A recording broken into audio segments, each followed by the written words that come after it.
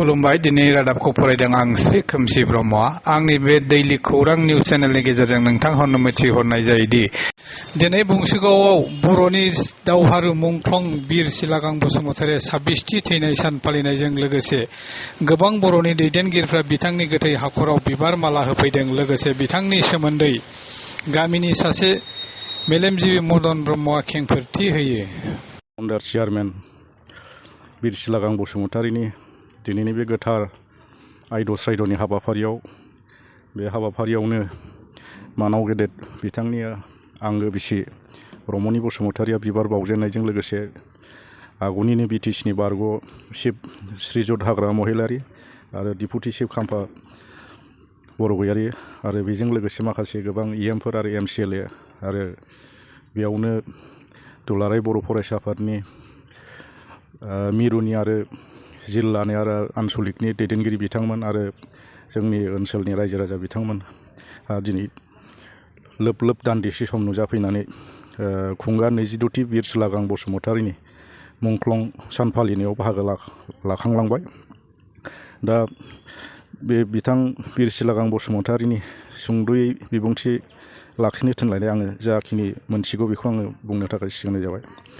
बिथां बीर चिलागां बसुमतारी होननानै बुङोब्ला जोङो सारा आसाम बा बड'लेण्ड ओनसोलावनो मोनथिगौ। बिथाङा उन्दै समनिफ्रायनो हाई स्कुल आरो एमइ स्कुल फरायनाय समनिफ्रायनो बर' माहारिनि गादबजानाय आरो नासयजानाय सुसिजानाय आरो सौबिनिस असमियाफोरजों बर' रायजोखौहाय गादबजानानै बर'फोरखौ जेने थेने खालामलांनाय आन्दलन पिरियडआव बेफोरखौबो नोजोर थिबोदोंमोन आरो बिथाङा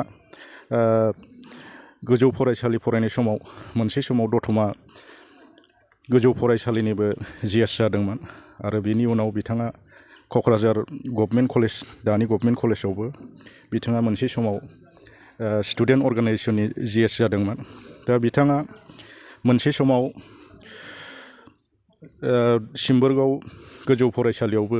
फोरोंगिरिनि एसिस्टेन्ट फोरोंगिरिनि बिबान मावदोंमोन आरो बे जे समाव फोरोंगिरि बिबान मावबोदोंमोन बे समाव बिथाङा बर' रायजोनि थाखाय आलादा बर' रायजोनि थाखाय सोमावसारनायाव बारसोमबोबाय थादों आरो दायथ'बो लाबोबाय थादों आरो मोनसे समाव बिथाङा दुलाराय बर' फरायसा आफादनिबो मिरु आफादनि सासे गोख्रों दैदेनगिरिमोन आरो बेजों लोगोसे बिथाङा मोनसे समाव आनडिभाइडेड गवालपारा डिस्ट्रिक्टनिबो डिस्ट्रिक्ट भलन्टियार्स फर्सनिबो कामान्डारमोन बिथाङा आरो बेजों लोगोसे बिथाङा आलादा बड'लेण्ड रायजो सोरजिनायनि थाखाय बड'फा उपेन्द्रनाथ ब्रह्म गारलाबासा बसुमतारी आरो खनकेसर खुंख्रा नार्जारी बिथांमोन आरो गोबां गेदेमा बिथांमोनजों लोगो लानानै जोंनि बर' रायजो बा बर'फोरनि मोननांगौ मोन्थाय आलादा रायजो बे आलादा रायजोखौ माबोरैहाय मोनगोन बे आलादा रायजोखौ मोननायनि गुबै बिथाखौहाय माबोरैहाय बर' माहारिनि गेजेराव होफैनो हागोन बेखौ बिथांमोनहा बड'फाजों लोगोसे थाफानानै माने सिन्था सरसा खालामनानै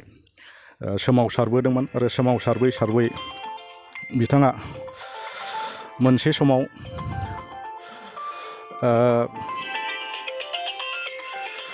दतमा गोजौ फरायसालियावबो फोरोंगिरि मावदोंमोनब्लाबो बिथाङा बे समावबो फोरोंगिरिखौ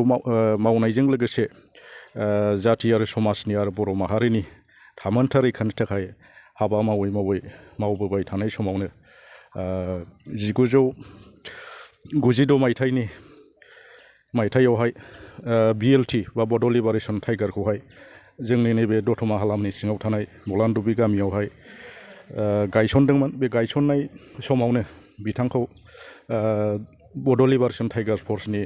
सिएनसि बा आफादगिरि बिबान होदोंमोन। जे समनिफ्राय बिथाङा बे सिएनसि बिबानखौ लानानै आर्म स्ट्रागलनि गेजेरजों सेपारेटिस्टनि थाखाय आन्दलन खालामबोदोंमोन। दुलाराय बर' फरायसा आफादजों लोगोसे खौसेनो माखासे बिपिएससि आरो गुबुन बर'नि माखासे